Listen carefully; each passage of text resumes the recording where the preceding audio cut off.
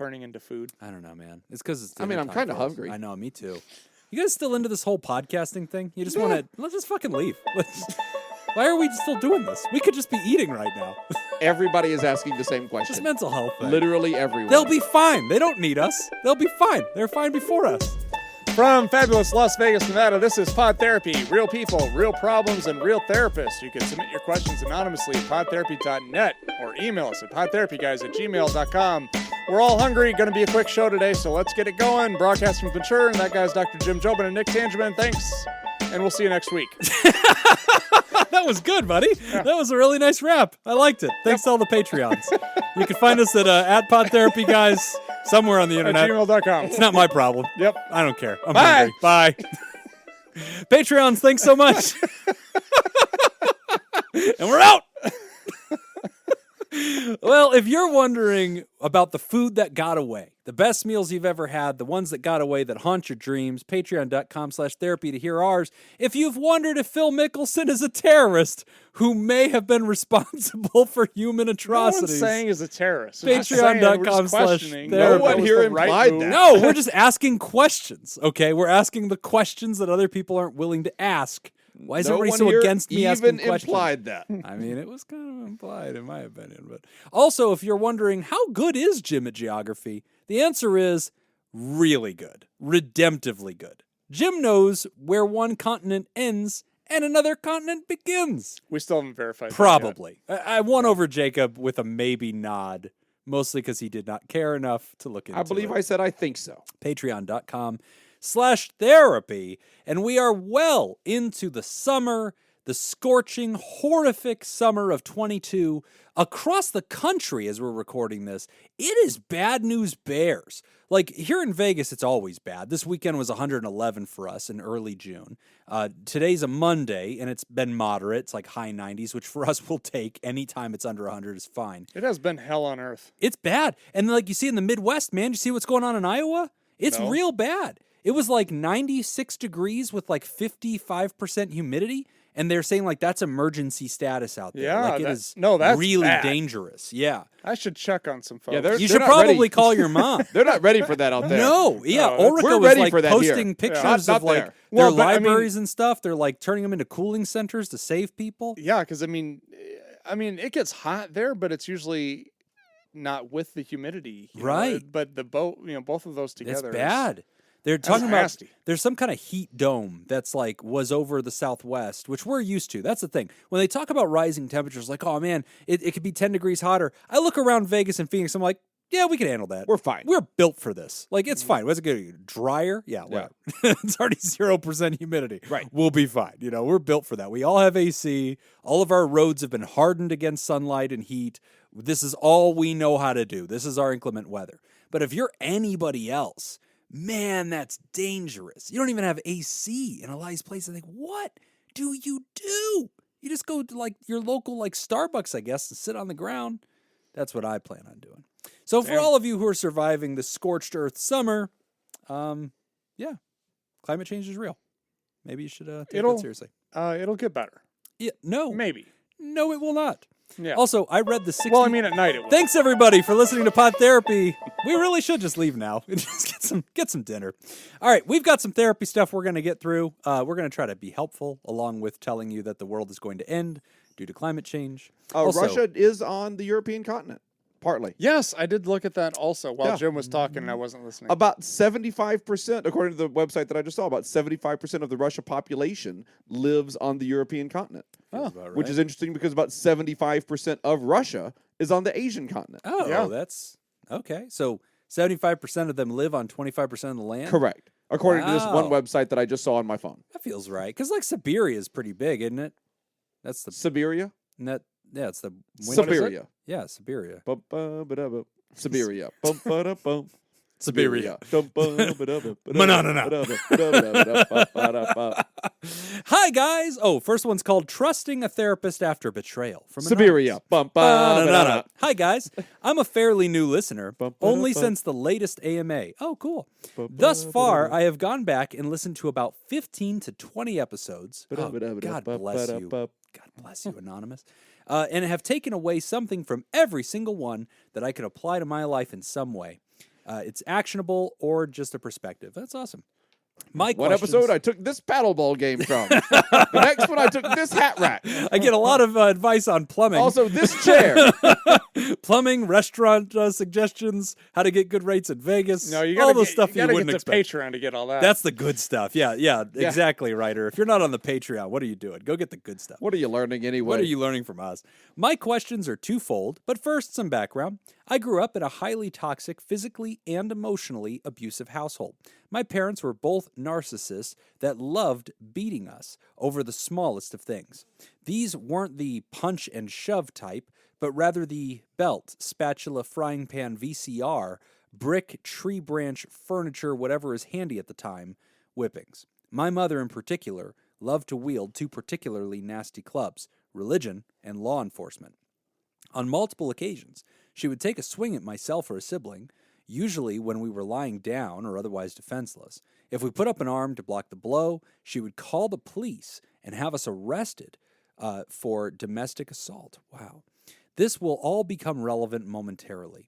The first time she did this to me, going after my head with a frying pan as I laid on the couch, eventually leaving me at 15 years old to spend a weekend in solitary lockup in a neighboring town, no less, as when I blocked the blow with my arm, she told the police I attacked her. The case was eventually continued without a finding for a year on the condition that I see a therapist as part of the probation. I went as instructed. I had several sessions, but only really opened up about what was going on at home after she promised that everything would remain confidential unless there was immediate harm to someone at stake. I specifically asked if my parents would know of anything we talked about, to which she said that the only report that would be made at any time would be a confidential general assessment to the juvenile probation office. She lied. After several hours of talking about all the abuses, all the evil and crazy things that have happened not only to myself but within the family in general, she announced that she was having my parents in with me at the next session so she could meet them for herself.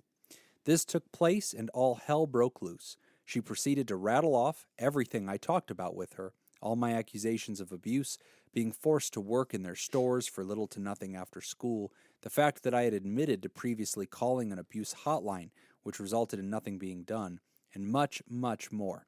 That night at home, I received one of the worst beatings of my life. It was rare that they both came at me at once, but this one time was different. I never went back to the therapist after that. I told the probation officer this, and he did not fight me on it at all. I have a feeling that he knew what was going on within the family, especially as my mother had done this at least twice to my older brother as well. So, now it's 30 years later. I've managed to break free from that toxic cesspool of a family unit. I've built a moderately successful life with a stable career, including national recognition in my field, a loving wife, a dog, a house, and in-laws that include the loving, caring parents I never had while growing up. Even with all this, I know I should still get many things worked out in therapy. I readily admit that I still have some pent-up resentment and trust issues. Except for a single visit a decade ago to a neuropsychologist for a workup because I thought I might have some disorder, I guess schizoid, but he said it was mildly avoidant traits that I now attribute to the aforementioned toxic environment more than anything else, and ones that have mostly dissipated since I broke free in 2012. I have not seen any mental health professionals since. So, I have a few questions. Question 1. What can I do to help overcome my fear of betrayal by a therapist again? Over the past decade, I have had only one source of therapeutic relief, my journal. In this time, I've managed to pump out nearly 1,000 pages. I started it when I was still trapped in the toxic family situation, talking about my day-to-day life, eventually chronicling my escape and self-growth, occasionally just random stream of consciousness ramblings. As part of this, I've put down in words many of the childhood stories, issues, talked about different people, school experiences, etc., that looking back I'm glad I did, because time has apparently allowed many important details to fade from my mind. Going back and reading entries years later, it has also allowed me to understand many things in new ways with the benefit of hindsight and perspective. Because of the detail here, and quite honestly, hesitant at ripping open old wounds with half-remembered memories, I wanted to know whether it is appropriate to instead give the therapist, should I be able to trust them, copies of these entries for them to quickly get much of my background. I tried this with the neuropsychologist, but felt like he mostly ignored them. It also came to me that they might want me to recount it all verbally, so they can see my expressions and body movements as I do. Thank you all for everything you have done for so many people. I know this letter is long. Hopefully I have managed to keep it to the relevant points. Thanks, Anonymous. Pronouns are he and him. Okay. Well, first of all, I am sorry you had to go through all that. That is terrible. That is Yep, horrible. that is a lot of abuse. There's no way, no other way to say that. Gosh. And I'm sorry that you dealt with that with the therapist. So that was the next thing I was going to talk about. So typically on this show, since you're kind of a new listener, we don't like to kind of be the Monday morning quarterback and Right. kind of assess work that previous therapists have done, because obviously we don't have a good sense of what they were thinking at the time. Right. We don't have access to the information that they had at the time. We weren't in that situation. So it's hard to do. However, I can say that I would have definitely done things differently. Yeah. I feel in this particular situation, having worked with children in foster care, having worked with kids in very abusive situations, Yeah. you got to be really careful with stuff like that. Boy. You got to be really careful with stuff like that. That's because, a hard case, though, yeah. man. Well, I mean, as far as how you approach it, Right. bringing it up to the parents in the next session Yeah. was extremely dangerous, because you create an environment where there's retaliation. Right. I mean, there's all sorts of things there's more things, in my opinion. You got to put this more kid in, like, things- the witness protection program. Yeah, there's before more you do things that can go wrong Yeah. in that situation than will go right. Right. I think the other thing I think maybe, and again, it's hard for me to say because I'm not the therapist. I don't know what was going on in that particular situation. But one of the things that would have been really good for the therapist to convey is just the idea that, what the limits of confidentiality are. Because obviously, if anybody is in danger, the therapist has to report that. Also, if there's any abuse, if there's any child or dependent adult abuse, that has to get reported. And the writer was a minor at this point, Yes. right? When it happened. Yes. Okay. Now an adult. Now, again, like if I were the therapist in this particular situation, how I probably would have handled this is you can make an anonymous report. You can just call CPS. But if you're already the caseworker, It sounds like that was already Yes, in process, I mean, perhaps. but we I don't want don't know. to. I don't know. We don't want a about- Monday yeah, I morning don't wanna quarterback go, too yeah. much. That's not gonna heal. That's not gonna heal the I record. know. Yeah. I know. But I'm empathizing with the situation that It yes, is an I extremely totally complex get it. one. That really sucks, and this is also one of the things that the therapist has to kind of weigh in on. Yeah. Is like the risk of me doing nothing versus the risk of me doing something and possibly creating a situation where this person never will go back to therapy again. Well, and that's the Monday morning quarterbacking that I would like to do on that is, let's say let's give the therapist total benefit of the doubt in that they were in the right to tell the parents all this stuff and everything else from a legal perspective, from an ethical perspective, all this stuff. What they did do was cause the writer to feel absolutely betrayed by their absolutely. therapist. Yeah. And I mean, at the very least, and I mean, and you have to look at that and go, because we've just read the writer's letter, we know that the writer felt betrayed by that. Yeah. Right. So whatever reasoning the therapist had for disclosing this information to the parents in another session and everything else, to me becomes a little bit moot, Yeah. because that's what it caused the writer to go through. Right. And Whatever then there happened was the 20 physical years ago. retaliation from the parents on top of that. But I mean, like, even if none of that had happened, the writer still felt betrayed by the therapist's actions just in divulging this to the parents immediately after, or seemingly immediately after, saying like, nope, this is confidential, this is between us. Right. Yeah. And so And now, even if that's a mistake on the writer's part, and a mistake with their memory or anything else, which I'm not saying that it is, Right. but even if it was, the therapist has to be aware enough to look at this situation and say, oh, this is the writer believes that this is just between them and I have to at least approach this with a little bit of delicacy. Right. Yeah. And to your point, I mean, what's done is done at this point. Sure. Where do we go from here? But yeah. So what are the next steps to overcoming fear of betrayal by a therapist again? There's no real way of doing it other than you kind of get into that moment where you just kind of get back into therapy. Yeah. And you kind of have to you just kind of have to trust the process, and you kind of have, but here's the thing too, like you can disclose at your own comfort level. That's the other thing too that I want to point out. Yeah. Is your therapist can earn some of that trust back. For instance, if you went to your therapist with your journals and you said, like, I want to read to you, or I want to give you these journals to read, but I don't want you to keep a copy of them. I don't want you to make copies of these, or what. Like, you can have those kind of limitations that you put on it yourself. I mean, you say, like, I want to read you this page. I'm not going to make a copy of it and give you this page. Yeah, you could do that. You could start with, like, in your very first session, just start with some very surface level stuff, and then you progress at your own comfort. One thing that I would encourage you to do, though, is that if that's the approach you want to take, let your therapist know your history. Let them know that you had this bad experience before in the past, that you understand that there's going to be some trust issues, that you want to work through those trust issues. You want to be able to have a good therapeutic relationship with your therapist. But let them know that it's going to take time. And I think most therapists are going to appreciate your honesty, and they're going to be willing to work with you on your schedule and be willing to kind of take things at your speed. They're going to encourage you to step outside your comfort zone, and you should be doing that yourself too. But you can set those limits, and you can kind of decide when you want to move those and how far you want to push yourself. And they may even push you on some of those things a little bit, and hopefully that will be done in a safe and respectful manner. Mm-hmm. So there's several good questions here. I'll be honest, the whole letter makes me really emotional. I mean, on a lot of levels, I really, really fucking hate child abuse. And, like, I'm really glad you survived, and, like, you're an adult now, and I really respect what you've gone through.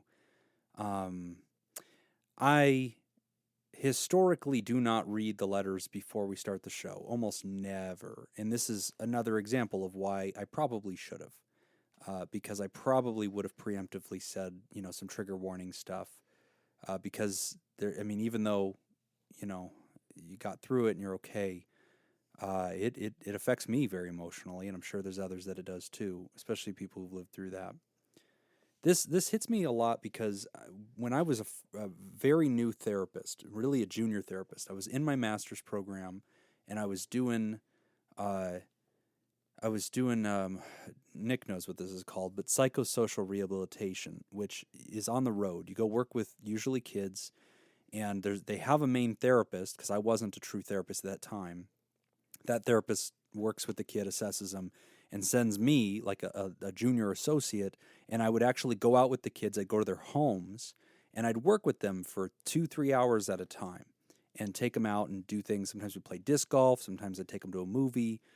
Sometimes I would just hang out with them at their house. And you're supposed to blend, like, being active with them while also helping them reinforce something healthy. Yeah, to kind of summarize, basically the therapist comes up with the treatment plan, and then the PSR worker is the one that goes out and takes them out into the community, and we're going to practice the skills in real life that you're learning in therapy, basically. So I had lots of kids that I worked with during those years, and I had one young man here in Vegas, and he was in early high school. And I remember I came over to this kid's apartment, and I met him, and he was very kind. And I remember just thinking, he's a great kid. And he was court-ordered. He was a juvenile offender. And I don't usually read their file or learn about what the charges are, because I just at the time thought, I don't care. I just want to meet them as a kid and think of them as a kid. And in his case, I remember he was friendly and easy enough to get along with. I met his mother, and she, was kind of Southern, hospitality sort of thing. Like, oh, welcome, young man. We're so glad to have you here. And I remember she'd pulled me aside in the first or second time that I had visited and talked to me privately. And she said, he just really needs a male role model in his life. he's so defiant. He gets so angry, and we've had some real problems. And that's why, he's in this program, is because I had to call the police on him, and he needs a man in his life to help put him in order. And I remember she was very weird about the way she was saying that to me. She's kind of like giving me the wink and a nod of like, if you need to rough him up or something, you do what you got to do. Jesus. But like I need a man around here to really teach him some respect for everybody. And I remember just kind of being like, all right, it's a little creepy, but You got the wrong PSR worker. Got the wrong guy. I'd like to give him a hug and do arts and crafts. So like I'm very confused, but I'm like, all right. So I'm getting to know this kid, and I notice he's friendly enough, easy to get along with. But he wouldn't ever tell me much. And then one day, boy, I'd worked with this boy all summer long. And one day I finally got him to open up to me. And I'd asked him like, hey man, I've never asked you, but why did you get arrested? Is that too personal? Could you tell me? And usually kids would get arrested for drugs. That was almost always what it was, drugs, something like that. And I remember this young man said, well, I got in a conflict with my mom. And, and the bottom line is, I overreacted. And so they came. And I kept probing, and and by that point I had hours and hours and hours with this kid. And he just trusted me. And he told me what nobody else knew, is that his mom was physically abusive. And in this particular, and she did this all the time, just like this letter. She'd walk up to him and his brother and just beat the hell out of him. She'd be drunk, she'd be whatever, and she'd just be pissed. And and then whenever they'd get roughed up, they'd go to school and people were like, oh my God. And they would just try to sell it as like, yeah, we're just rough and tumble boys. We got in a fight with each other. And like the brothers would cover for their mom. And then one day mom just lost her shit and like, I guess had beaten him onto the ground and then flipped a bed on top of him. And just like, it was a lot. And it broke a window and the neighbors came. And then when the cops got there, she said that he had wigged out, broken the window, thrown everything, was disobeying, and he took the fall for his mother. And that's why he was in therapy with me. So I this letter hits me in a very personal way because I remember how I faced a paradox in that moment, right? I faced the dilemma that maybe this therapist did. On one hand, I was the only human on earth that this kid had finally confided in. On the other hand, I had very limited power of what I could actually do for this kid.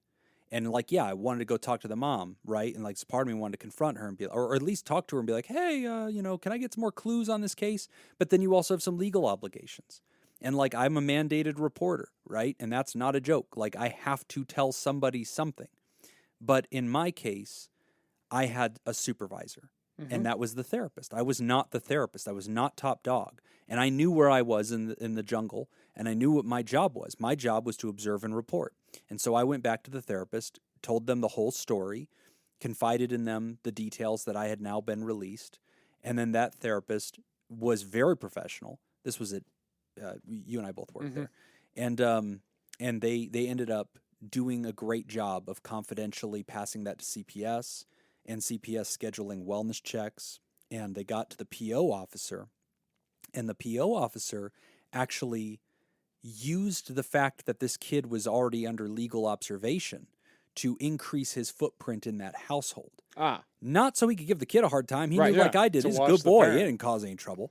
But now the cop finally knew what to look for. Yeah. And so now, and he can do whatever he wants. He is the law. He's in the house. Once he's in the house, he's in the house. And she's going to him, saying the same crap she was to me. Like, he really needs a strong man to just rough him up a little bit, tell him how to respect women. You know what I mean? And he was kind of like, yeah, let's talk about what you think I should do to your son. And say it into this microphone, please.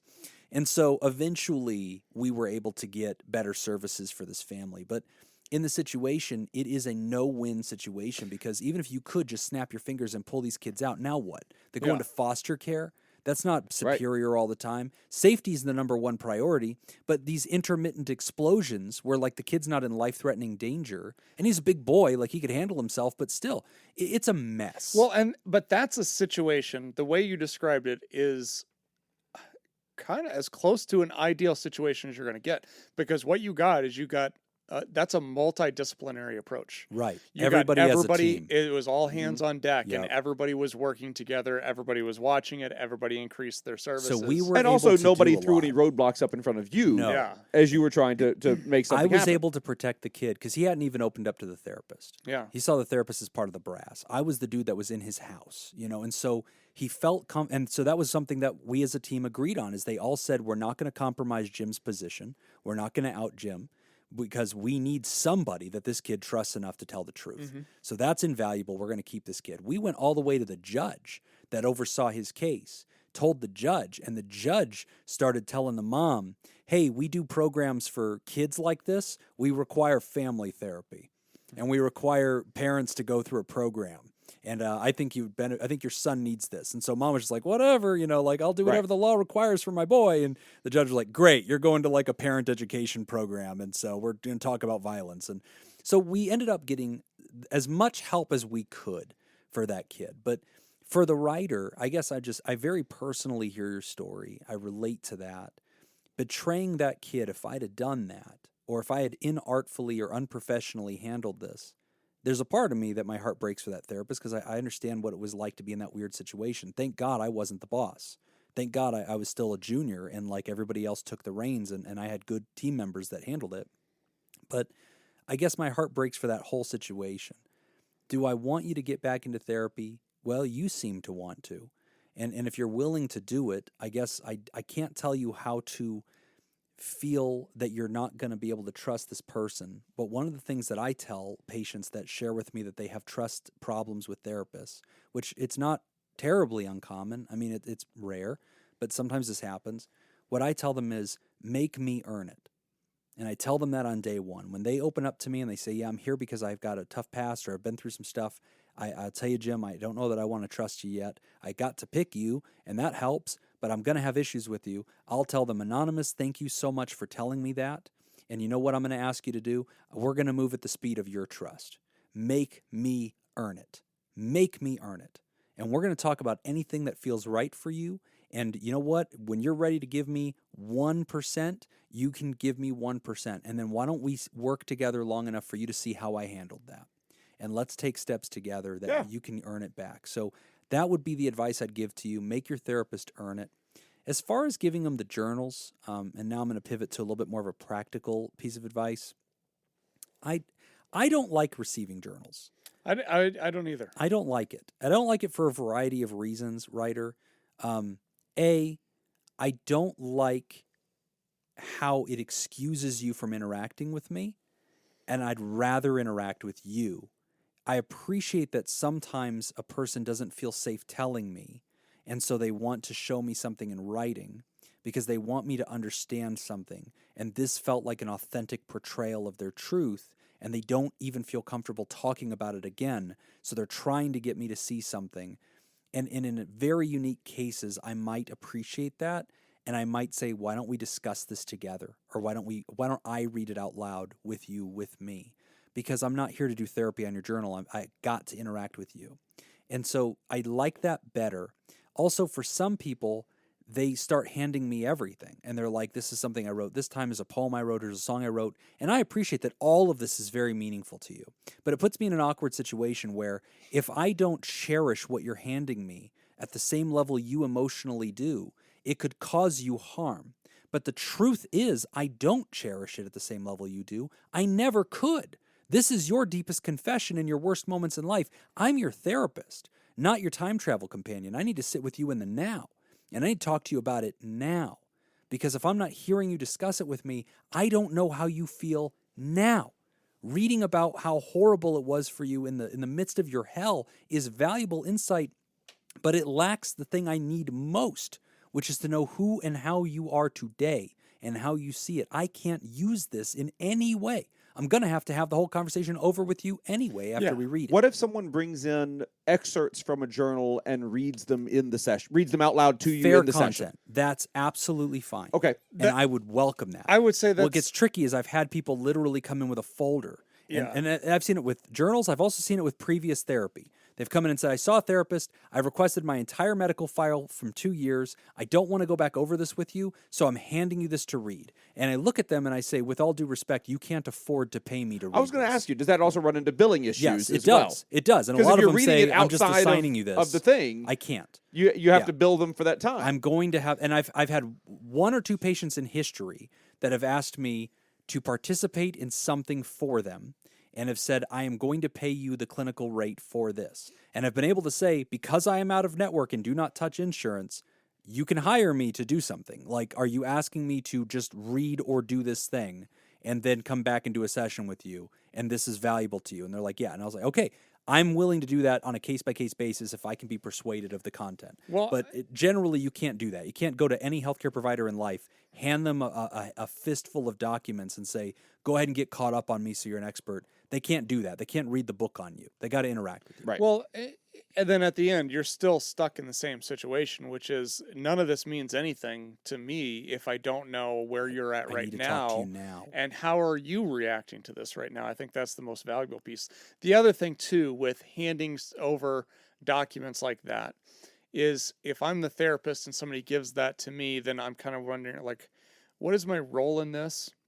Like, am I a detective? Right. You know, am I supposed to pick up on some sort of pattern? And what if I don't pick up on it? Right. Or what if I pick up on patterns that aren't actually there because I'm looking for a pattern? Yes. You know, and it just becomes really convoluted and it's not as helpful as what you would think it would be. And I appreciate and I think the part of theory. that, no, I think it makes sense if life was a movie and we could read something and really deduce where this person is based off of how they're writing. Right.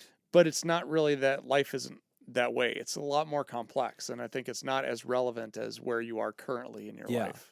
Last thought I have on this particular topic, over the course of 5 years of doing this show, we've had situations where people have written in and they've said, hey, in order to give you better background on particular question, I'd like to give you copies of my journal or something to that effect. And in 100% of those situations, we have declined. A, because we don't believe that it's fair for us to have that material or proper, and B, because you're giving us something so personal and so intimate, we will fail you in the handling of that. We're not your therapist as a show. And so even in situations like this, we're really careful to protect the writers and the people out there. Your journal is a very intimate portrait of who you are. And if you're willing to share that, there can be value, even with your therapist or with somebody else that's wishing you well in life or that, you know, with a support group, there can be value. But just be very discerning that some people may not want to handle it or interact with it directly, not because they don't like you, not because they don't think it's important, but because the potential to harm you is very high merely by putting eyes on something so personal and so intimate. Even if you tell them, oh, it's not that personal, it is. It's your journal. It's your privatest of space. I don't even feel comfortable looking at it. Mm-hmm. Unless I'm your therapist. If you hire us as a therapist, then sure, but it's going to be like Jacob said. We're going to say, let's read this together. Mm-hmm. And I want to be able to pause and ask questions and discuss it with you. I want to the extent you're willing to talk about it, let's talk about it. But writer, I hope that you'll get back in there and I hope you'll do this work.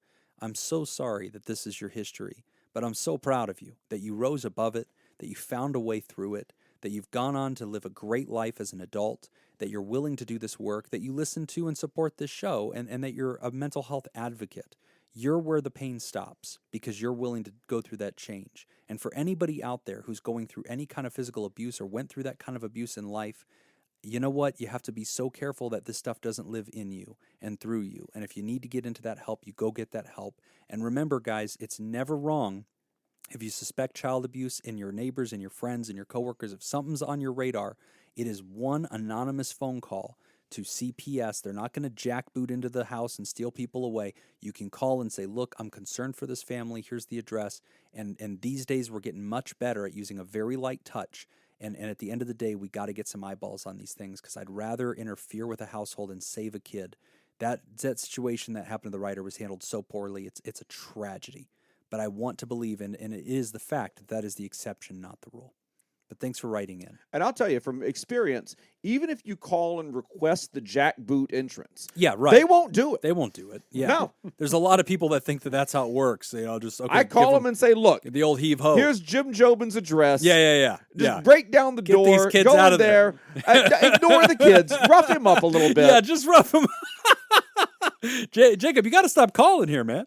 But get the jackboots. They're like, we don't even know what that is. We don't even know what why do you keep calling here? All right, we're going to take a quick break, and when we come back, we're talking about mental conditions faking a mental illness. Oh, interesting. You're listening to Pod Therapy. Today's episode is brought to you by Robert Brownie Jr., Mint, Kayla Lansbury, Crazy Banana Scoop, Malia, Cindy Ash, Adam Hathaway, Mike Helm, and Cody Mitchell. Heyo. Would you like to sponsor a show? Become a Theraproducer at patreon.com/therapy. Our first trivia question this week in honor of our Theraproducers. We're doing another shootout. Ooh. So, Jim, heads or tails? Oh, heads. Okay, you win. Do you want to go first, or do you want to defer? This audio podcast is glorious. For the I'll record, there was punt. no corn. I will punt, and we'll receive in the second half. Okay, so Jacob goes first. All right. Here we go. True. Oh, it goes blind. Yeah, go to Theraproducers. Nobody Buffalo go to Bills patreon.com/therapy and become a Theraproducer. All right. I have written down before the show started, Jacob will go first. Oh, my God. this piece on of that paper. piece of paper. Wow, it's really there. That's my card. I will. That's my credit card. Give Why is that it on back. fire? All right. My PhD. Which I have in a Here we go. laminate card that I keep in my wallet. Presidents of the United States in reverse order. First one to miss loses. Oh, All right. no. Joe Biden. Oh, so we get to start with the now and go backward? Yes. Oh, Reverse we're order. going to hang for a while. I feel like we're going to be good. I doubt it. All right. I'm going Donald Trump. Barack Obama. That would be George W. Bush. Bill Clinton. That would be George H.W. Bush. Ronald Reagan. Jimmy Carter. Shit, I was hoping he wouldn't get Carter. Is that Eisenhower? But no, that's not right. Who's before Carter? Carter was... Shit. Now we're at the final answer piece. So Yeah. say final answer when you got it. It's not my final answer yet. Oh, my gosh. Before Carter. Ulysses S. Grant. That feels right. Lock it Final in. answer. Lock it in before I steal it from you. Lincoln. Let's see. Eisenhower was highway system. Jimmy was 76. Yeah. Because Reagan came in 80 and interrupted his first term. So 72? Oh, Ford. Correct. Oh, Gerald Ford. Yep. Ooh, shit. Come on, that's easy. Is it Yeah. Ford? Yep. Yeah. That should be very easy. So 'Cause we've got, Ford was now the we're VP. into the 60s. Now, don't give him hints. Sorry. Yeah, that is a pretty good hint. Ford was Is the it, though? V- You still don't know I it. honestly don't I mean, know. George Herbert Walker Bush was also the VP. That's true. We really should have done one of VPs. That would have been really hard. All right, let's see. Okay, before Ford, I don't even know if Ford was a 2-term president. I don't know. All right, I'm stuck between Nixon. Oh, it's Nixon. Nixon. It's Nixon. Yes. is Oh, Nixon. that's why. Yeah. Okay. God. JFK. Oh, he's the loser. Oh, wait a minute. No, fuck you. Fuck you. I didn't say final You answer. didn't, but you know. You know And that you you gave fucked it up. to me. You know you fucked up. Like, you got given Nixon vice president. You're right. I stand corrected. Ah, You may okay. continue, so. Oh, shit. But Your now, honor but is now it's out of sound. my head. Yeah, go fuck yourself. Jobin gonna swipe this one. Oh, No, because it was the election before that was the Nixon Kennedy. I have a shot. Nixon Kennedy was before that. So it was Kennedy, then Don't you look at nothing. What are you looking at? He's looking at a chip to throw at my face. Ooh, that's a nice chip. shit. Who was before Nixon? Oh, I will help you. Go ahead. This was the person who survived JFK. Landslide. No, yes, I know that. Landslide. No, all I can think of is Andrew Johnson. You're so There might be a close. reason why you're thinking of that. There's a reason why you're thinking that. That last name sounds Yeah, real good. no, because I know. Yes, because the 17th president was Andrew Johnson, who replaced Lincoln. Don't which go I don't that mind. far. I don't mind giving you that much because I don't think we're going to get. We're back gonna get down to 17. 15. I think we're fine. And it was Landslide. Would it help if you only had to get his last name? It Just say would president. Johnson. I'll give him it. Hey, there we go. I'll give him it. What's his first Landslide name? Lyndon Johnson. LBJ. LBJ, bitches. Jesus Christ. LB Jizzles. Damn that guy. I'll take me some JFK. Yeah. And now I don't think I know. Now he's good and fucked. Yeah, I think I'm stuck now. Good and fucked. JFK. Who does he come in and replace? JFK. JFK's coming in the 60. I want to say somewhere around there. JFK won in 61, 62? so he won 61. the 1960 election. All right, so JFK's 60. coming in 60. So 53 to 61 is what you're looking for. Yeah. Oh, thank you for so telling it's- us it's a two-termer. So it's right after that other guy. Let's see, pre-JFK. I've got the guy before that. Yeah. That has to We be like- that has to be Eisenhower. That's It Ike is. Eisenhower. He's going with Ike? Eisenhower. Ooh, way to come in with a So big now one. it's yours. That was Yeah. a big save. Well Yeah. played. Well played. So we're back to 53, and now we just got Ike in there. Yeah. All right, so General Eisenhower comes in. Does he replace... Now we're getting into the 40s, which is probably gonna be FDR. I feel like it's FDR, but I'm wondering if Hoover sneaks in there somewhere. Think FDR came in and took it from Hoover. I'm going with FDR. Final answer? Yes. No. Fuck! You missed one. Who did I miss? Oh, shit! Damn you it! dropped the big one. Yeah, I dropped it. Fuck me. No, he Does did. he have to spelling bee this No, thing? he dropped it. I got the one before. You have to get this one. Oh, he dropped the Yeah. big one. Yeah. It's Truman. Truman, there you and go. then before And then that's before that was FDR. FDR. And then before FDR is Herbert Hoover. Yeah, Correct. I knew if Damn I it. could get back to the World Wars, Then you'd be cool. I had some clear sailing ahead of me for a few I minutes want to there. say pre-Hoover is... Oh, God, I have his face in my head. He started the League of Nations. Damn it. No, I don't think so. I think you're thinking of Woodrow Wilson. Yeah, I am. No, Calvin Coolidge. Oh, Coolidge. Coolidge, Warren Also G. known Harding. for the refractory period in the male climax. That's right. Yeah, Warren G. Harding and then Woodrow Wilson. Damn it. So this that was a duel. I couldn't. I We can't got believe pretty I couldn't think of deep. Lyndon Johnson. Did we go This better was- than you thought we were going to do? No, actually, Oh. you didn't. Oh. I thought you were going to go way further. Yeah, we get I down gave to like you guys way 1900. too much credit. Yeah, you definitely That did. was the easy one. Oh, All right. Damn. Okay. Wow, we were literally helping each other through that. Like the animosity was gone. It was like, oh, maybe you could try this. I think on the next one. Oh, no, I'm not going to say. Go ahead. All right. Go ahead. Mental conditions, faking a mental illness from Anonymous. I've been listening to your podcast lately, and it did help me immensely with my life, for which I am very grateful. As a thank you, I will try to bore you with a very long intro to my question. Thank you. TLDR below for your convenience. I wonder if I should just skip down to the TLDR. Let's see here. Oh boy, there's a lot of pieces of this. TLDR. There are symptoms of four different mental conditions: adult children of alcoholics, depression, burnout, and autism/Asperger's.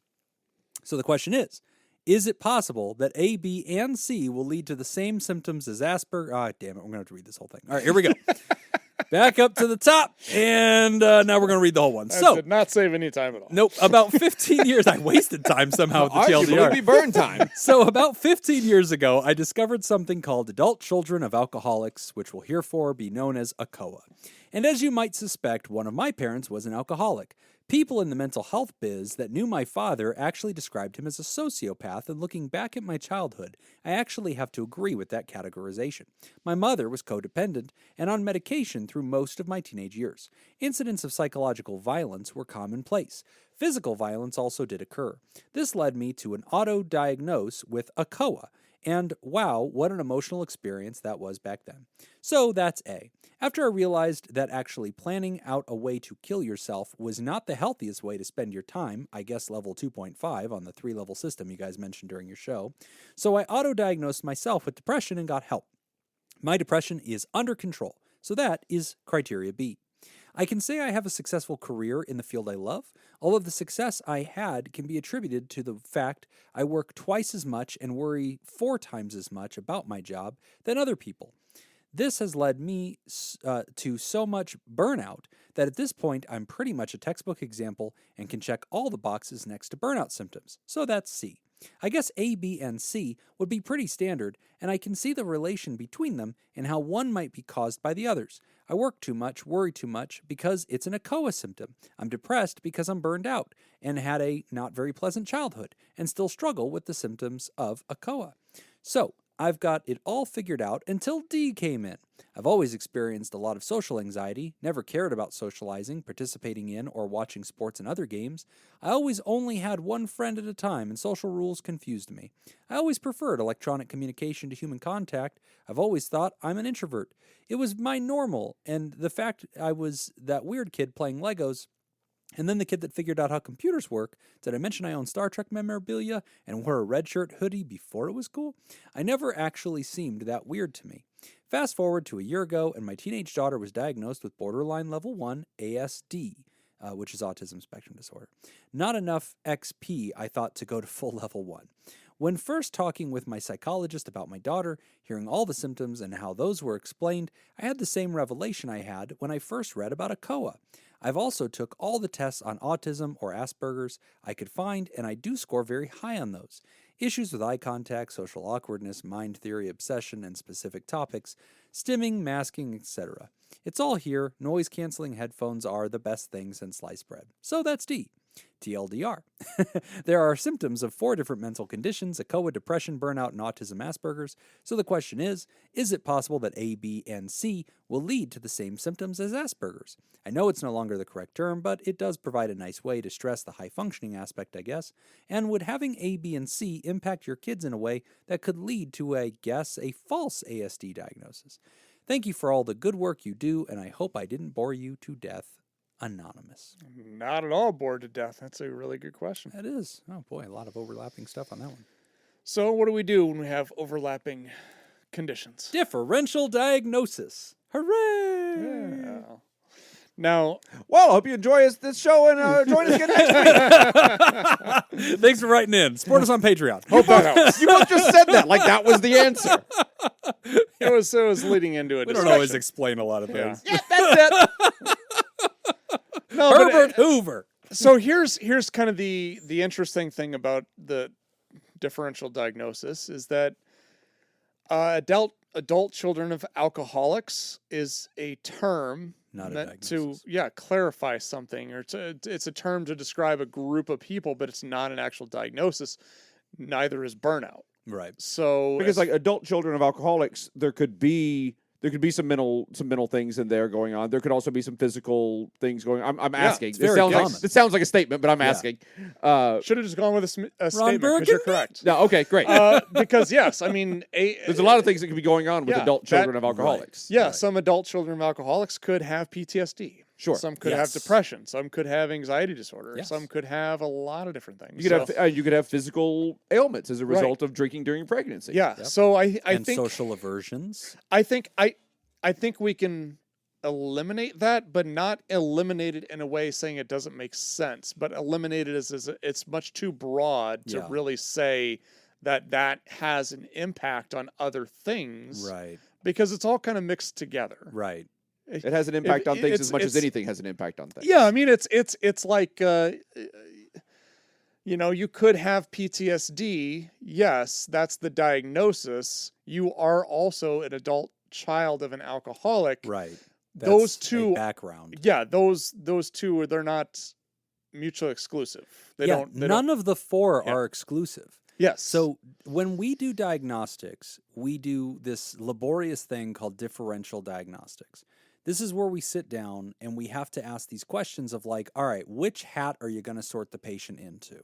Do they have adjustment disorder with mixed anxiety and depression? Or do they have PTSD? Or do they just have a trauma disorder? Or is this specifically major depressive disorder? If it's major depressive disorder, is it mild, moderate, or severe? Is it in a single episode? Is it a recurrent episode? Do they have psychotic features as a result of the depression? Or do they actually just have psychosis and they're mildly depressed because of the psychosis? So all of these things, because they all live in the same neighborhood, we have to sit down and we do differential diagnosis where we're trying really hard to scrutinize which diagnosis to use. But some of you are hearing me describe all that and thinking, that's pretty subjective. That's pretty convoluted. I mean, how do you guys really nail it and get absolutely firm, precise? And the truth is, it isn't always very firm, precise. It isn't always like scalpel level precision. This is also why Nick and I have told you in the past, there's a little bit of an overemphasis sometimes on diagnostics generally, where people feel like it's going to solve a riddle, which to us, it doesn't usually. For us, we're more interested in the symptoms that you're using to describe it than we are exactly which box the little Plinko ball finally falls into.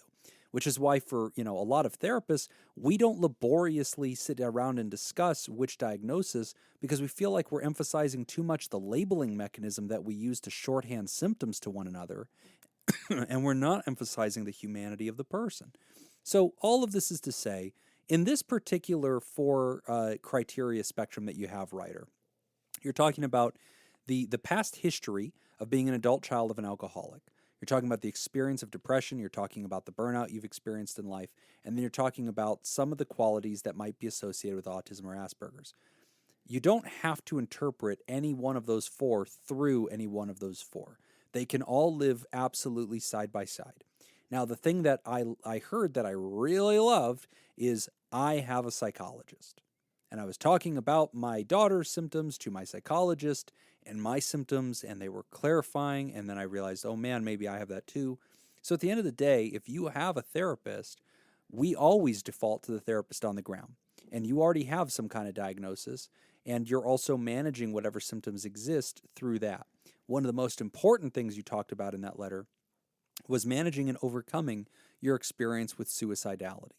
And I'm going to pit stop on that for just a moment because there's nothing you can do about being the adult child of an alcoholic. You can go to ACOA, which is a national support group, just like Alcoholics Anonymous.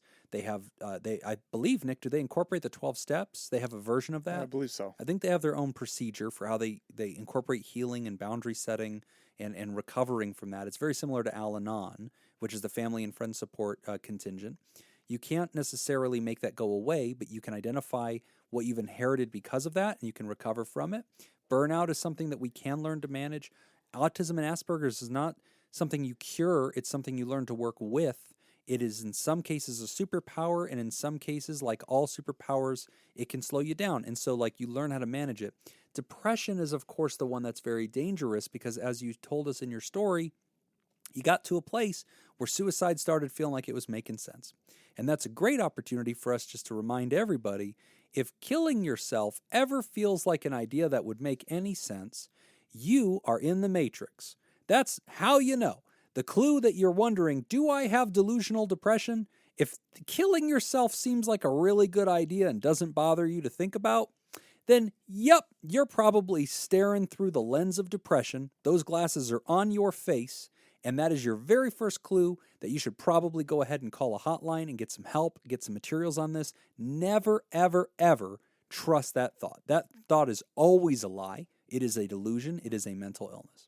So from everything you described, Ryder, I'm so glad to hear that you've been working this problem, that you went to a COA, you're getting support, that you addressed your depression, that you see a psychologist. If you do have autism or Asperger's, it wouldn't be shocking that a child would have it too. We do see a genetic link to those characteristics. And hopefully you can teach your children how to thrive and work with their personality traits the same way that you have. And it's great that you've already incorporated therapy into your family life. That's what's key. What do you think about this second question? Would having these other symptoms impact your kid in a way that could lead to a false Asperger's or autism spectrum disorder diagnosis? Kids imitate parents, and so this is where I'm again, this comes back to some of the lack of clarity we have. Whenever we downgraded Asperger's from a discrete bucket and just incorporated everything into autism spectrum disorder, in theory, when they were doing that changeover, they were doing it to prevent over-labeling. They were trying to create like a shallow end to a deep end and make it so that we could destigmatize this a little bit. But the problem actually kind of has backfired because now we've accidentally created a new blurry line, which is either you're autistic or you're not. Even though we have a scoring system that's very like continuous, there's going to be a minimum. And like, so at some point people are like, so am I or am I not? And for them, it's very freeing to find that out. It's very hard to talk about whether a kid is imitating qualities they've seen in a parent. And this is just because, again, the qualities that make up things like, so autism and ADHD and ADD, they all live in the same chapter of the DSM-5-TR, which has to do with kind of hardware realities of the brain, less software. But what's problematic about those conditions and why they get overdiagnosed or misdiagnosed is that they are merely exaggerations at their highest functioning portions. They are exaggerations of traits that we see all the time in society. There are many people that are introverts. There are many people that feel uncomfortable with eye contact. There are many people that are averse to social situations. There are many people that are easily overstimulated by whatever they're out there doing. They don't all need to have a pathology associated with that. We don't have to look at them and say there's something clinically wrong with them. They need treatment for that. They probably don't. And so there's a problem with those particular disorders because it causes overpathologizing, which is not always very helpful. I don't love it. So in this case with your kid, again, I always defer to the treatment team on the ground. If you have a shrink in your life and that person's assessing your kid, trust what they tell you to do. If they say, hey, we care about this, we want to give them an assessment and figure it out, great. If they say, hey, we're not worried about your kid, there's no reason to even test them, and you go, no, but they have some of these qualities, we should test them. Don't be surprised if the therapist resists you and says, no, there's really not. There's really no reason to test this kid. Why do they need a label in their file? Why do they need this stamped on their forehead? They're fine. They're passing their classes. The only reason that I really want to test kids at the high functioning level is if they need an IEP for school. That's it. And I just want a school psychologist to do the assessment so we can just get them into SPED and get them extra resources and match them so they can help. That's really the only reason I would even want to. Again, I'm not so much interested in diagnostics. I'm interested in solutions. Yeah. That's not to say that other people don't share my view, but that's also why I'm hesitant a lot of times with diagnostics. Yeah.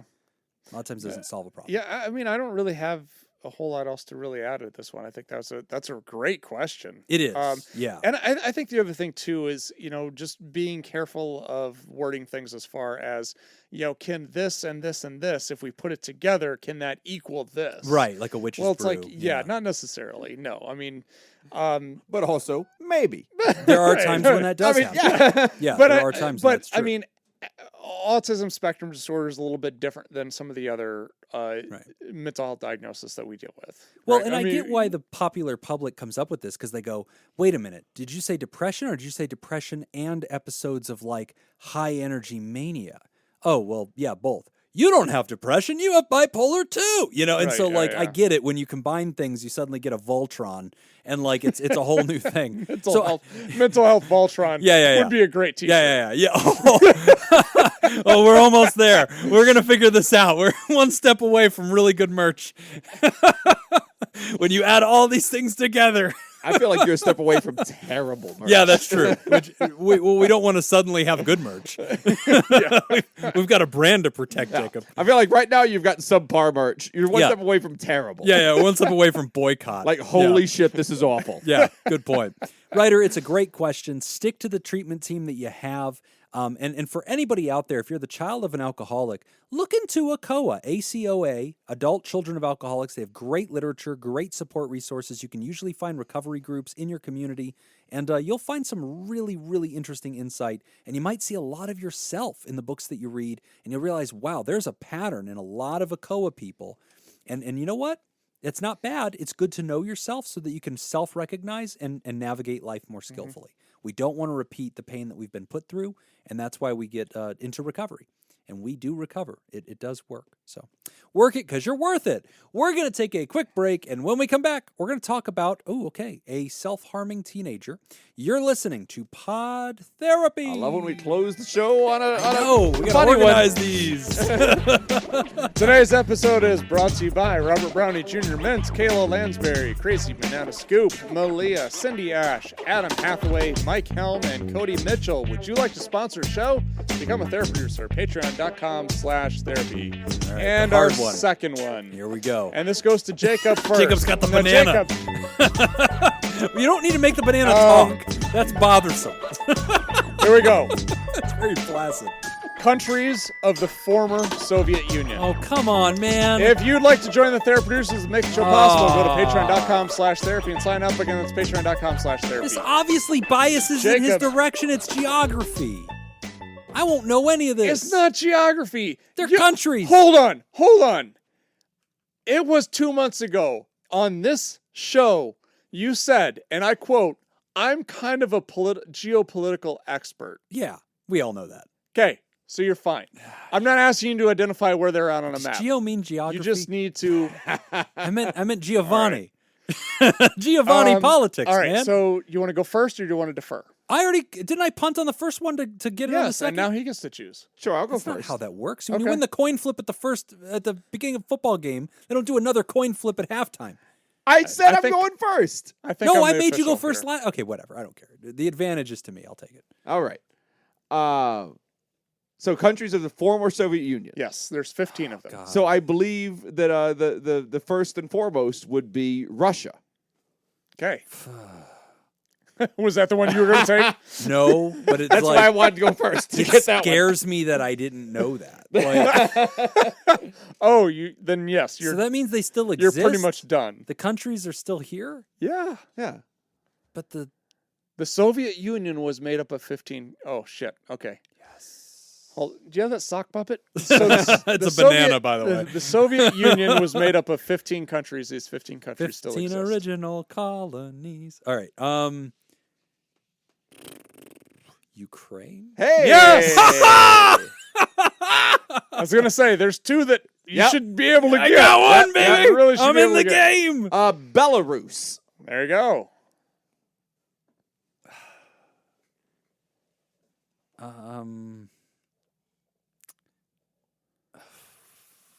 Man, it's all the stands, isn't it? It's gonna be a stan. There are a lot of stands. Kazakhstan. Is that a country? You know what? I'll give it to you. I think you mean Kazakhstan. Oh, I do. Kazakhstan. That's what I meant. Yes. Yes. Yeah. Yeah. And I only know that because of Borat. Thank you. Armenia. Yes. What? Armenia was in the Soviet Union? was. Yes. Oh my God. Wow. Okay. So there's other stands, isn't there?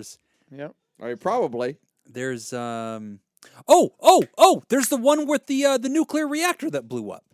That was bad. That was Joe. Are you thinking of Chernobyl?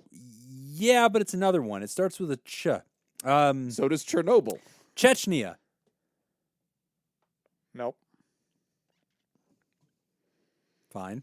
Although Chechnya has been on my mind lately. Does he still have to answer one? Is it spelling bee rules? Nope. I think Jacob just wins. Chechnya is not a country? Also, I can definitely give you more. That was part of Czechoslovakia, I believe. That's what I meant. Yeah, which is not. Part If of you'd the have said Soviet Union. Manhattan, you'd assume I Also- meant New York. Also, not Czechoslovakia. Oh, that's not what I meant. That's not it either? Oh, the Czechs are the ones that the Germans stole. Yeah, Hitler said, I don't want any Czechs. Then he went and took them. Yeah. Yes. See, I Okay. think I've proven myself as a I was trying to give you geopolitical expert. Georgia. Yeah. Georgia on my was mind. in the Soviet Union? Yep. Yeah. What Yeah. the shit? Yeah. What? Yeah. That's impossible. That's when playing the Braves was a really serious away game. So this is a joke, right? No, there's a country called Georgia. Yes. There's also a U.S. state called Georgia. I never know if you guys are fucking with me. It's just like Jimmy can be a name or it can be a verb to like Jimmy something open. I don't want to believe any of this anymore. Let's pivot to something Lithuania? less sad. Latvia. Estonia, Yeah. Azerbaijan. Yeah, I never Estonia would have was gotten in that there? one. Oh my goodness! Wow. How many stands were there? Weren't there some standby stands on this thing? Kazakhstan. Was Afghanistan in it? Tajikistan. Tajikistan. Afghanistan famously fought against the Russians. Oh. Yeah. Wow. The reason that Afghanistan has so many of the weapons that went into terrorist hands was because the U.S. gave Afghanistan weapons to fight against the Soviet Union. That will help. Yeah, which actually makes a lot of sense. Oh yeah, that's Bin Laden got trained or whatever. But Yeah. Okay, yeah, Yeah. that makes sense now. It's a major historical thing. Yeah. Which again, Phil Mickelson, the reason that 9/11 even happened. Yeah, hang in there, Phil. Hi, Nick, Jacob, and Jim. My pronouns are In that order. she and her. Yeah, it's been funny how often lately letters specifically single out Jacob and try to just leave me off of it. And it's like, what? I'm noticing this, guys. I have to read the letter. You know I'm the guy that reads the letter. Anyway. And I'm not. I recently was informed by my daughter's school through a friend who had informed them that my daughter, who turned 13 in February, has been cutting. It really caught me off guard because I thought she was handling middle school and all the changes really well. Some of the stress may be that she hardly looks like the girl she was 6 months ago. She's transformed in the past year due to puberty, significant changes. To an outsider, she looks like a very attractive young woman. The attention may be causing her some stress. As her mom, it causes me stress. She was cutting herself at night with a safety razor somehow. When I asked to look, I saw what looked like 3 cuts in a row of tiny cat scratches up and down her arm. Nothing terribly serious. We're very lucky we became aware as early as we did. I think these marks happened over the course of 2 weekends. Her father and I bring our own diagnoses to the mix. I have bipolar disorder, which is very well controlled after years of trying many things. My husband has OCD, anxiety, and depression, and his issues are mostly under control after trying many different things. We are both really understanding. We know that it's a way of managing intense feelings. Luckily, we found a therapist through a telehealth service. We are paying out of pocket, but it's worth it. We were able to get her an appointment right away. Local doctors were not available until November. It's the beginning of May as I write this. Whoa, Jesus. My husband and I have always been open with her about my struggles with bipolar disorder and his depression and anxiety, so it was easy to begin the conversation with her. Her dad never used self-harm. I did when I was super manic, so I did understand the urge. But for me, the adrenaline was so great, I did not feel any pain when I put cigarettes out on my feet and hands. So, kind of different. Not many people get to that place, but I understand that she is looking for some kind of release. Luckily, she's receptive to the self-care journal for teens that I got her to help her manage her emotions. She was already journaling, so this was a good fit. I'm trying to give her alternatives to cutting herself. I found that there was a text service that kids can text if they have the urge. I gave it to her as a helpline.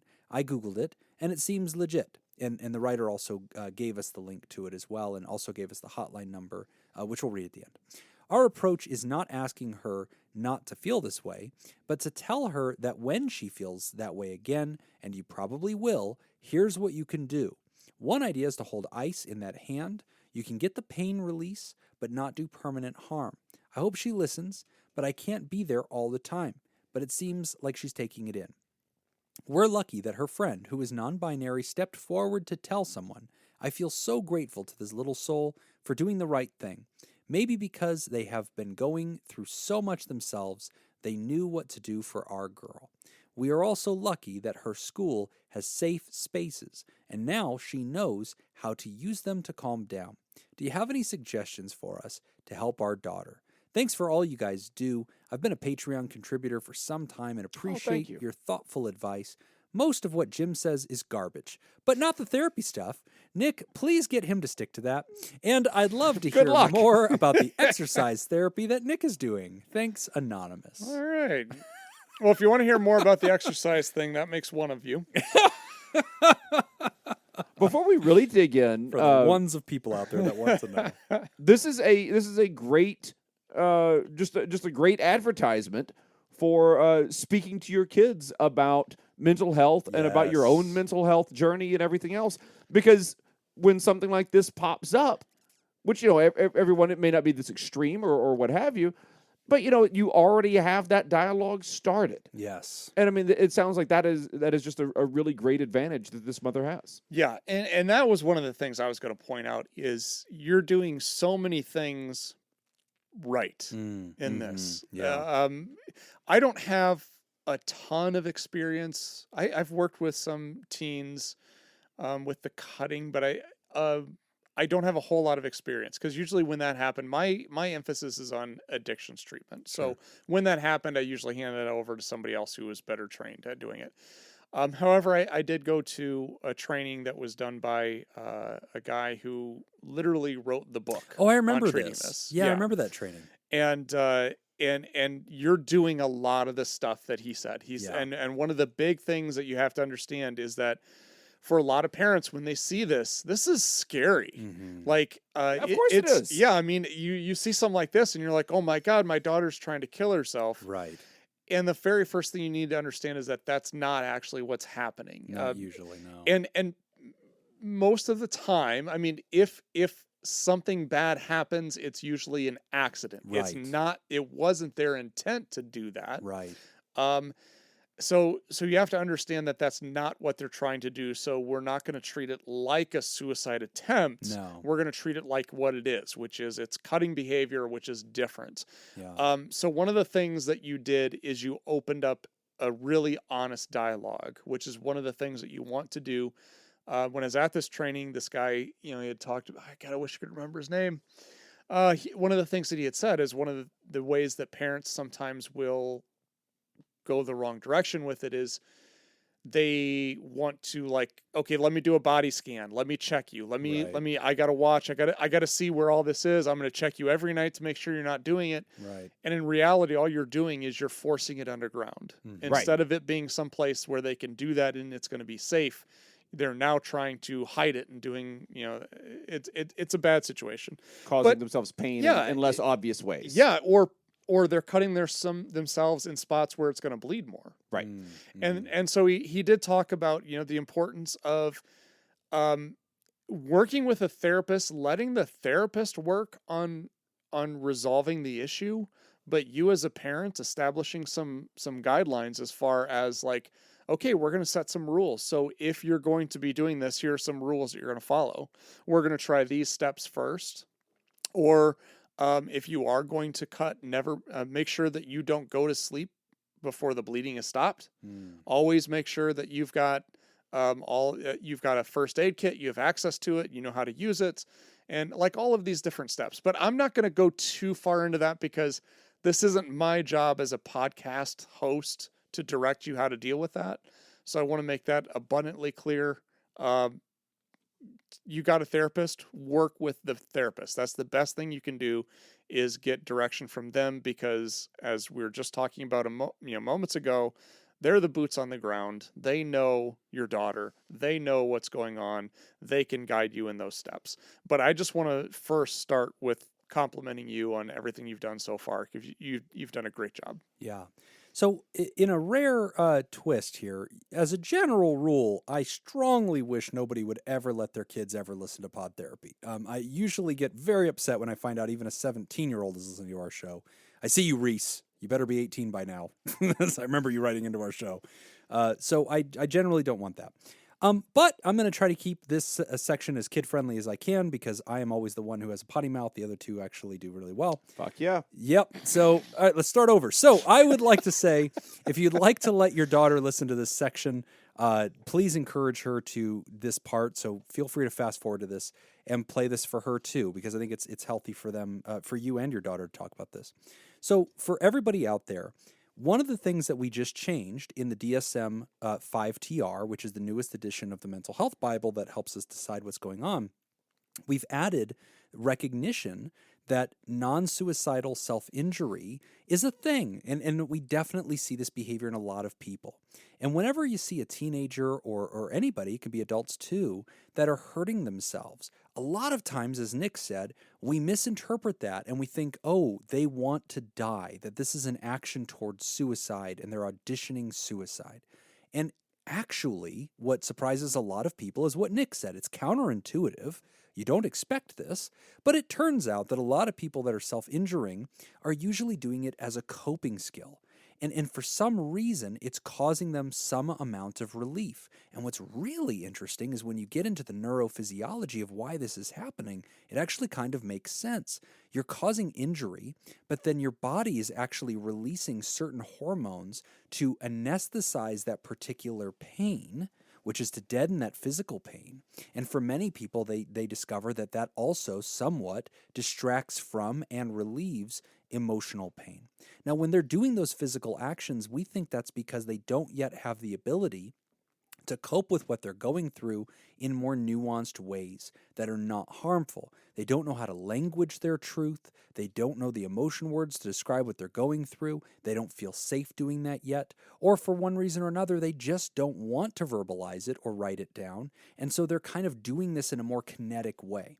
So one of the first resources that I always point teenagers and friends of people, like in this case, it was the friend of the daughter that helped. Mm-hmm. And so if you are a listener and you are under 18, God help you. Please go find something better to listen to. You don't need to listen to three middle-aged men talking about nonsense. Check out the Ice Cream Social. That's a podcast. great, if you really want to have a good time as a kid, Matt Mattingly's Ice Cream Social. Yep. Yeah, and then pit stop over to Night Attack. Or a great night. You want to go check that out too. All the middle-aged man podcasts. It'll be fine. I always tell people go to selfinjury.com. That is a great resource where you're going to find lots of really great stuff, handouts, and guides for how to help people that are having these thoughts.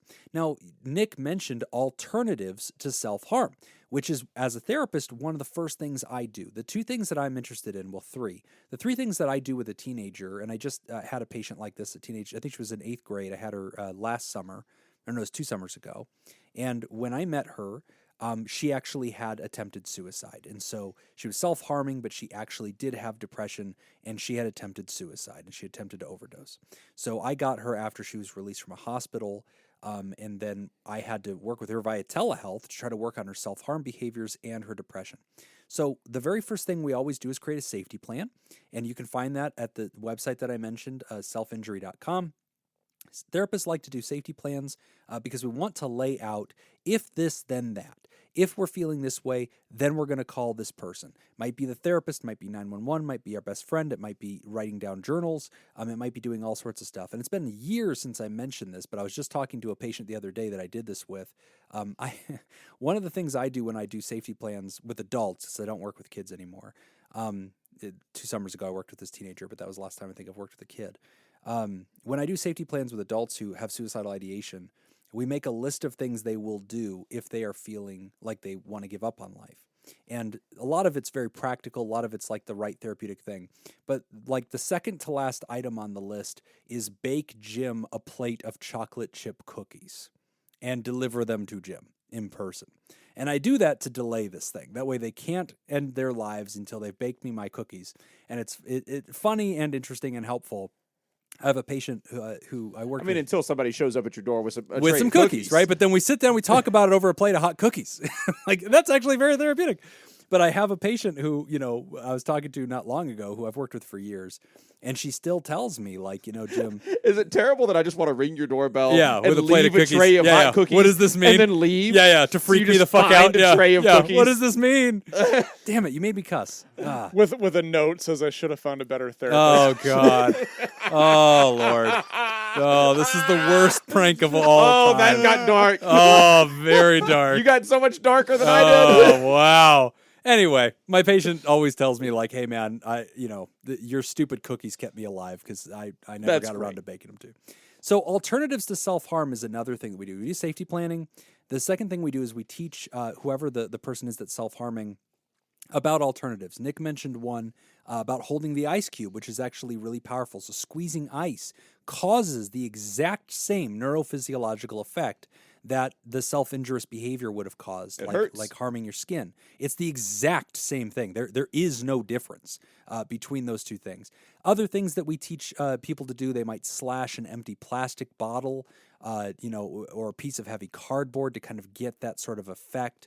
They may do something that will give them like a sharp sensation. They might eat a lemon. I know some people that would take food coloring, like Yes. red food coloring, and they would even kind of warm it up in the microwave for a couple seconds. Okay. And just kind of use that and kind of scratch their skin with it, because then it gives yep. the illusion too, so you get the visual thing with Just it. scratch. Yeah, that's true. Like a Flattening toothpick or aluminum something? cans, hitting a punching bag, hitting a tree with a stick, pillow and ball. Pillow. There's a lot of things at pillow.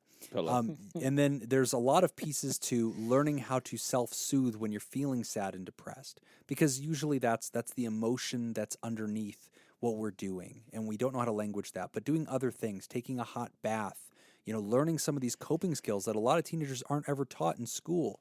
Even if it's just sitting down and reading a book or screaming into a pillow, giving yourself a present, somehow doing something kind for yourself, rubbing your skin with lotion instead so that you're getting that same interaction, but you're doing something good, listening to soothing music, visiting a friend. So it doesn't always have to be soothing behavior. Rocking in a rocking chair or a swing. Yes. Which, do you know why that works? Why?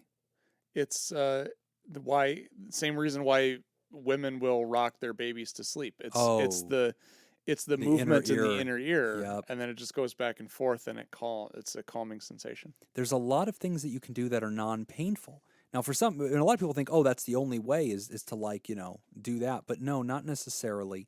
Like Nick said, you can do the painful things like squeezing the ice, snapping a rubber band. Some people will put their finger into like frozen food or something like that to feel that kind of icy burn. Some people keep something spicy in the house, like hot peppers, and they'll just go get one and just bite into one, and that distraction, that burst of the sensation of pain from the spice can help. So these are all suggestions, but again, I would strongly encourage going to selfinjury.com.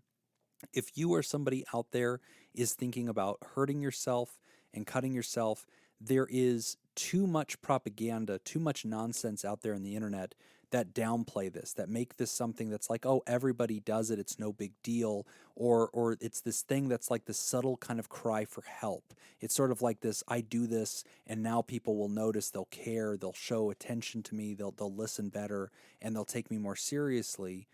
And while those things are hopefully true, we have to be really careful, guys, especially if you're a young person listening to this. Cutting is no joke. You can accidentally really injure yourself. I've had patients that while they're cutting, they sliced a tendon, and now they do not have, use of a hand or something to that effect. We're playing a dangerous game. If you're having these thoughts, call 1-800-DON'T-CUT. That's DONTCUT. 1-800-DON'T-CUT. It's completely free. You can call, you can talk to somebody anonymously. There is so much more that we should be doing instead of injuring ourselves. It's something we've got to take seriously, and we've got to find these resources and share them with each other. And to the young person out there who got in touch with the mom or the school and shared about their friend's struggle, you did exactly the right thing. Good on you. That was the right move to do, because the helpers can't help if we don't know. You can trust the helpers to respond. Most of the time will respond correctly, but we can't do anything if it's kept a secret. And even if your friend tells you, look, I need you to keep a secret, don't betray me, sit with them and tell them, I love you enough to sit with you while we tell some adult that you trust. You can pick that adult, but we're going to tell them together, and I'm going to help you be accountable because you can do better than this, and we're going to find a better way. Doing nothing and cutting ourselves is not how we deal with depression or sadness or loneliness or anger or angst, and sometimes the frustrations of our teenage years. As the writer said, you're going through puberty, you're going through difficult middle school, high school jungle interactions. There's a lot of invisibility, there's a lot of stressors, there's a lot of trauma, there's a lot of upside down emotions. Whatever you are going through, there is a healthy way to learn how to deal with it, and we want to teach you those ways. We don't expect you to know those answers. Our job is to help. So don't delay, get help, 1-800-DON'T-CUT, or go to, I believe the website was selfinjury.com. Yeah, which is a text line. There's a text line there. Oh, there's also a text line. 741-741. Okay, yeah, you can just text 741-741. Great question. Really glad somebody's asking about that. Don't delay, get that help. Yep. In regards to the exercise therapy, I'd like to do more stuff on that, but that'll probably be a Patreon thing. Probably not something I'd do on the regular show. And as far as keeping Jim in line to the stuff that he knows and not talking about garbage, well, I'm kind of torn because it's good for the show. Yeah, honestly, it's good fodder. I mean, it fills minutes. yeah, it does. And it's good for trivia, because you could just whip out trivia and I'll try. I'll always give it an honest try. I thought for sure when you were saying that the Russian countries aren't fair to you, that you were going to point out that I work with people from like half of those countries. Oh, no, that didn't occur to me. It's just that they're countries. Like, I don't know. And I only vaguely know that the USSR is in Russia. So that's hard to know. Technically, Russia was in the USSR. If you'd like to support the show, you can go to patreon.com/therapy.